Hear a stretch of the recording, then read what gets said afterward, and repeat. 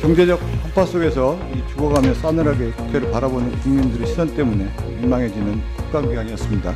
이번 국정감사 기간 내내 많은 문제점이 밝혀졌습니다.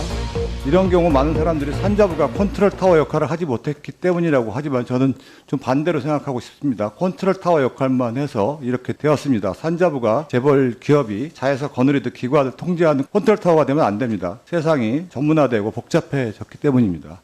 지금 시대는 조종자, 즉 코디네이터가 필요합니다. 컨트롤 타워식 영혼 없는 리더십이 어떻게 산자부 본연의 의무를 훼손시켰는지 몇 가지 예를 좀 들어보겠습니다. 산자부가 소부장을 키우겠다고 하면서 지난 7월 히토르 101치를 비축하겠다고 했습니다. 하지만 히토르 구매에서는 112억에서 37억으로 삭감당합니다. 히토르 101치를 살 돈이 없습니다. 심지어 101치를 수입한다고 하더라도 비축기지 확보가 되지 않아 보관할 장소도 없는 상황입니다. 1,900억 원이 필요한 비축기지 건설에 삭수금을 지금 당장 배정해도 4년이 걸리는 일입니다. 장관님, 심각성을 좀 아시죠? 예. 산자부가 정권의 입맛에 맞는 정책만 추구해서는 안 된다고 생각합니다. 석유공사 등 자원 3사의 해외 자원 개발 사업은 수십 년이 걸리는 일입니다. 해외 자원 확보는 정치와는 별개의 사안입니다. 그런데 정권 따라 정책을 뒤집으면 되겠습니까? 정권이 바뀔 때마다 과거 정책을 폐기 처분해야 한다면 이번 정권에서 획득한 자산을 다음 정권에서 또 매각해야 되는 일이 벌어집니다. 물론 자원 3사는 최근에 자원 안보라는 말로 다시 해외 자원 탐사 개발로 방향을 바꿉니다. 거기까지는 좋으나 이 정책의 핵심을 듣고 기가 차지 않을 수 없습니다.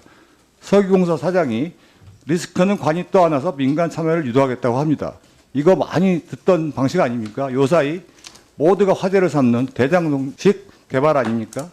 한국무역보험공사가 북한 관광사업에 얽힌 사건이 있습니다. 북한의 관광사업을 돕고자 기관들이 조직적으로 움직였습니다. 2018년도 한국무역보험공사가 민간이 북한과 사업을 벌이다 낭패를 볼 경우 정치적 위험보험 PRI를 제공하려 했습니다. 장관님, 이 정치적 위험보험 제공을 누가 명령했는지, 산자부 장관인지, 산자부에게 누가 요청을 했는지, 언제 요청했는지 오늘 국감 종료까지 책임 있는 답변 좀 부탁드리고요. 우리 정부가 신재생에너지 산업과 탄소 중립의 모든 것을 걸고 있다고 합니다. 18일 보도에 의하면 2030년까지 온실가스 배출량을 2018년 대비 40% 감축하고 2050년에는 순 배출량 제로를 달성하겠다고 합니다. 대통령께서 모두 발언에서 온실가스 감축과 탄소 중립 실현은 국가의 명운이 걸린 일이라고 했는데 일반 국민과 기업들은 이러다 죽는 게 아닌가 우려가 있다는 걸 좀 아시는지요? 세라믹 소재 연구 개발과 도자기 등 전통 세라믹 산업을 지원하는 한국세라믹기술원이 2011년 전체 예산이 962억 원입니다. 2050년 탄소 중립 선언 때문에 히메트 산업에서 탄소 배출을 줄이기 위해서 5년간 260억을 사용해야 합니다. 탄소 포집 및 활용 저장 기술 개발 등에 돈이 많이 들어가기 때문입니다. 어이가 없습니다. 이로써 일본을 따라잡기 위한 세라믹 소재 개발 등 연구비는 줄어들게 됩니다. 아니면 예산을 크게 늘려줘야 됩니다. 장관님, 이런 부분에 대해서 어떻게 해결할 생각이신지. 공공기관이야 국가에서 돈을 주면 그만이지만 기업들의 상황이 틀리죠. 회사는 도산하고 수많은 사람들이 일자리를 잃어버리게 됩니다. 이상적인 정책을 실천하는 것도 중요하지만 현실도 보셔야 된다고 생각합니다.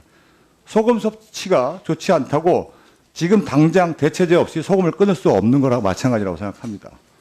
장관님, 민간기업의 부담을 어떻게 해결할 생각이 있으신지 답변 주시고요. 전략물자 관련 국정감사에 있었던 일입니다. 미국이 중국 공산주의 군사기업 등 86개 기업을 제재했는데 정작 이 기업들의 목록과 주의사항이 코트라 사장도 잘 알지 못한 눈치였습니다. 그렇다면 수출하는 중소기업들은 어떻게 알겠습니까? 제재를 위반하면 미국으로부터 무료 거래자로 등록됩니다.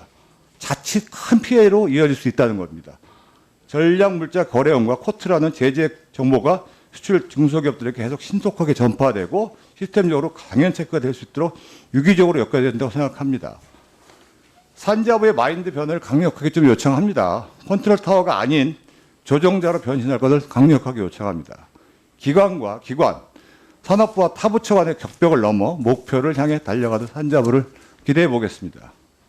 8년 전 박근혜 정부가 부처 간 칸막이를 없애라는 강한 주문을 한 것으로 시작했습니다. 아마 국민들이 요구한 시대적 요구였을 겁니다. 8년이 지났지만 아직도 그 주문은 유효한 것 같습니다. 조종자가 되어서 기관과 기관의 협조를 이끌고 큰 목표를 달성해야 된다고 생각합니다. 큰 목표가 무엇입니까? 우리 기업이 돈을 더 벌고 그래서 더 많은 국민을 채용하게 하고 이를 선도할 수 있는 부처가 산자부가 돼야 되고 그것이 산자부의 존립 이유라고 할 수 있습니다. 하지만 혁신은 묵은 때를 지우는 강력한 정화잡이 선행 없이는 불가능하다고 생각합니다. 아시다시피 제2의 LH 사태로 확대할 수 있는 사건이 있었습니다. 한전 직원들 중 83명이 내부 정보를 이용하여 태양광 산업소를 차려 전기를 되팔다 적발됐습니다. 이들 중 9명은 징계를 받고도 또다시 겸직을 통해서 셀프 거래를 했습니다. 한마디로 대범합니다. 코트라는 해외 모욕관 직원 10명이 갑질 성추행으로 징계를 받으며 추문 전시장이 반복되고 있습니다. 매년 재발 방지를 약속했지만 솜방망이 처벌, 제 식구 감싸기가 여전합니다. 장관은 앞으로 이런 일에 대해서 어떻게 계속 관리할 생각인지. 연구비 부정사용도 대단합니다. 부처별 연구 개발 및 부실 및 예산 부정사용으로 환수할 금액이 자그마치 728억 원으로 15개 부처 중에 단연 1등입니다. 신재생 에너지를 받겨놨더니 셀프 거래하고 해외 수출 지원하랬더니 성비이 터지고 연구 개발 부실과 부정은 손 놓고 있다. 산자부 추진 사업을 두고 고양이에게 생선을 맡겨놨다는 소리를 계속 들어서야 되겠습니까? 재발 방지를 위해서 어떻게 하실 생각이십니까? 차질 없는 정책 추진과 국제적 망신을 당한 일이 없도록 종감 이후에 산업부 감사를 통해서 실태를 파악하고 엄정 조치를 요구합니다.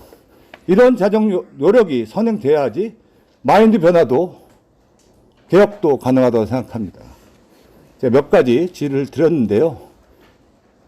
장관님의 성의 있는 답변 부탁드리겠습니다.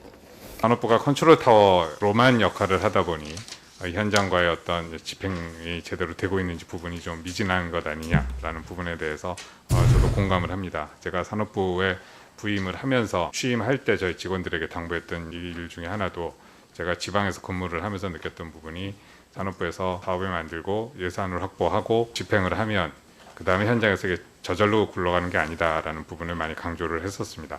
저희가 현장을 좀 더 확인하고 집행하는 기관과도 소통을 하고 한 팀이 돼서 진행이 되지 않으면 정책 효과가 제대로 나기 어렵다. 그래서 그런 부분에 대해서 좀 더 개선하고자 지금 노력을 하고 있는데 여전히 부족한 부분이 많은 것 같습니다. 예를 들어서 아까 희귀금속, 군산에 있는 희귀금속 비축기지에 가서 어떻게 관리되고 있는지를 한번 직접 점검한 바도 있습니다만은 충분한 예산을 확보하는데 저희가 좀 많이 부족해서 이런 부분이 이제 앞으로 제가 좀 더 노력해야 될 부분이라고 보고 다른 여러 질문 주신 부분에 대해서도 특히 산하기관의 어떤 기강 문제라든지 서로 상호 간의 업무 연결을 좀 원활히 해서 저희 수요 기업들의 혜택이 좀 더 확대될 수 있는 이런 부분도 종합적으로 점검하고 필요한 부분은 감사 말씀을 하셨습니다만 자체적으로 감사 기능을 통해서 개선해 나가도록 하겠습니다.